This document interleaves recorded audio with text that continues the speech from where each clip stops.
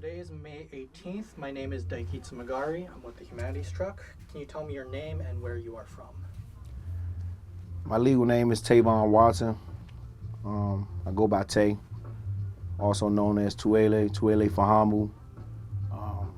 You said where I'm from? Yeah. I'm from PG County, born and raised in PG County, Prince George's County, Maryland. And what is your connection to Africa? Well, I'm a black man, so it's in my heritage and my ethnicity. Yeah, I feel like it's common knowledge about the slave trade and all that stuff, so.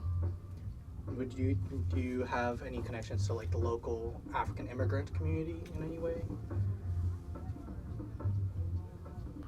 Nah, not no direct connection. I'm not from the continent. I was born and raised here, so I don't have no immediate connection to like continental Africans or nothing like that, except for the ones I've met along my journeys and stuff like that. So no, not particularly. Well, could you talk a bit more about like your relationship with the people you've met so far? Just casual. I haven't had any deep connections. Some of my friends have though. I just haven't in my particular journey. Not no deep connection, but I met them. Different, just random, casual, informal circumstances. Meet them at the mall, do places, Uber drivers, certain people. Just be casual. And you said you're from PG County. Prince George's County, Maryland. Yep. Do you still live there? Do you live in DC now? Live in PG.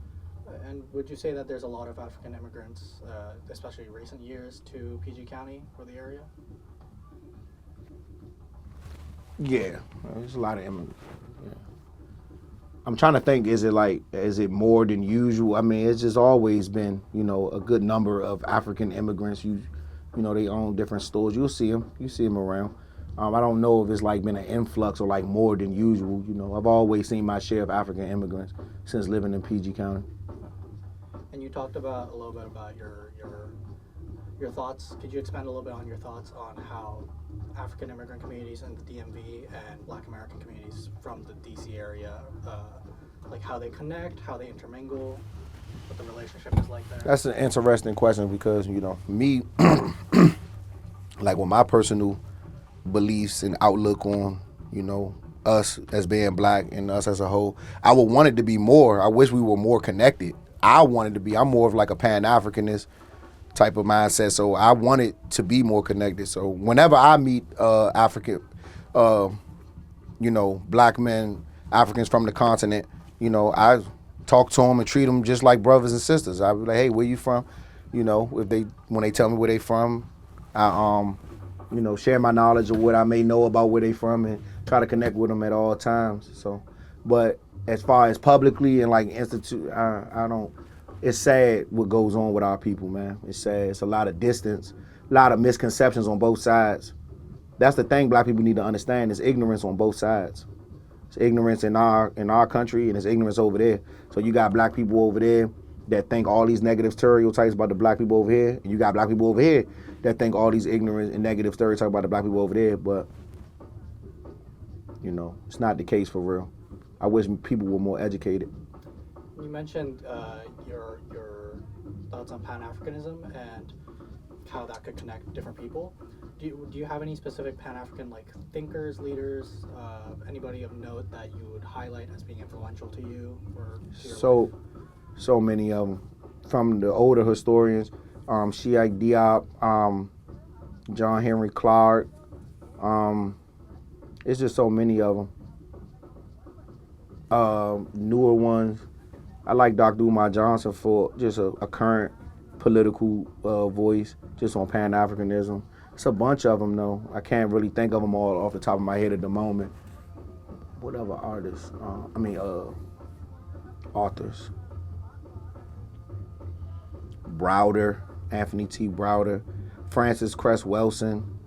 It's so many black literary giants that speak about Pan-Africanism, black nationalism, just consciousness of black folk here in the country and across the diaspora.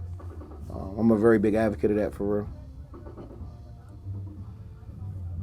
And would you say that there is, you mentioned a little bit about community building between African immigrants and Black American communities? Yeah, you could just call them basically diasporic Africans, and you know, Africans from here and Africans across the diaspora. Well, what do you think that DC could learn from Africa and both the African diaspora as well as Africans in Africa and vice versa? Do you think there's anything specific we should be learning as a city, as a community? Yeah, we need to learn about just basically the bridge between our cultures and realize that we all black folk. We all kind of share the same tenets inside of our culture. We just express it different because we different people, so it's different languages, different style of dress, different nuances, but it's the same. It's the same heartbeat, man. We all black, like we all black. It's all the same. Like a good example of how we connect with over there, like our go-go music, which is traditional and native to our area, but how it's so percussion based and how that drum and that thing in Africa, if you know, you know. It's all the same. They say the ancestors say old African proverb. What they say?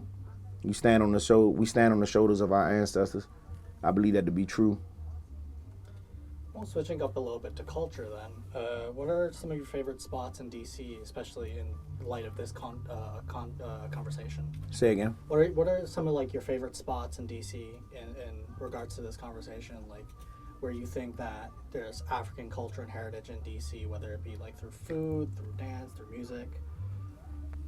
Oh, you mean like conscious, like some Pan-African gatherings, or you mean just Anywhere you good like, spots that if you reflect DMV type of culture?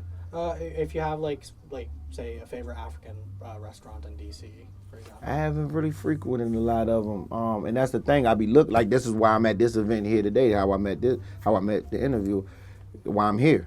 Like I try to look for little things that go on that's, you know, conscious and try to keep us together and things like that. It don't be a lot of stuff. And I be busy. I don't always frequent, so I don't know a lot that's really on the Pan-African ideology. A lot of places I want to know more. That's why I'm here. I'm gonna get flyers and stuff like that.